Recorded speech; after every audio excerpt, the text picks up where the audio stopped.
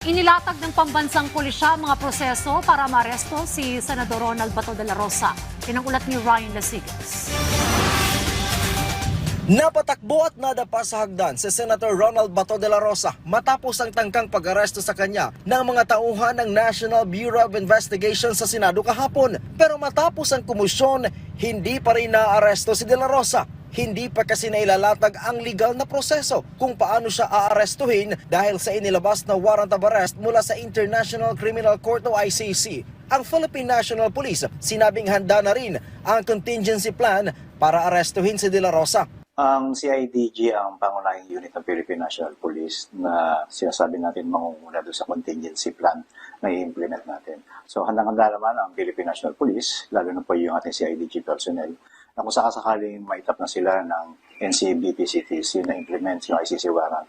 At ito ipapatupad at sila handang-handa naman. Pero giit ng PNP, magiging masalimuot ang proseso dahil hindi na miyembro ang Pilipinas ng ICC. Ayon kay PNP Public Information Office Chief, Police Brigadier General Randolph Tuanyo, merong dalawang proseso na maaaring gawin matapos na mag-issue ng warrant of arrest ang ICC. Una ay ang extradition proceedings kung saan ang petition ay manggagaling mismo sa ICC para i-extradite si Bato. Ito po ay nangangailangan ng court order. Ito ay gagabayan ng DOJ na kung saan magkakaroon pa po ng hearing at matagal pa po ito, yung mga back and forth po na hearing po sa both party. In short, magkakaroon po ng hearing na gagaydan ng Department of Justice. Ang ikalawa niya ay ang direct surrender kung saan dadaan sa proper channel ang arrest warrant ng ICC. Mula ICC, dadalhin ito sa Interpol. Ang Interpol naman ang magpapasa ng warrant sa National Central Bureau at Philippine Center for Transnational Crime. Sa oras na mapasakamay na ng NCB at ng PCTC ang kopya ng warrant of arrest, magko-convince sila kasama ang Department of Justice, Department of Foreign Affairs, NBI at ang PNP. Dito ay pag-uusapan kung sino at kung paano isisilbi ang warrant of arrest para kay De La Rosa. Ito yung under ng Republic Act 9851. Na kung saan, kung makikita po natin dito sa direct surrender, yung pong ICC warrant is padadaanin sa Interpol.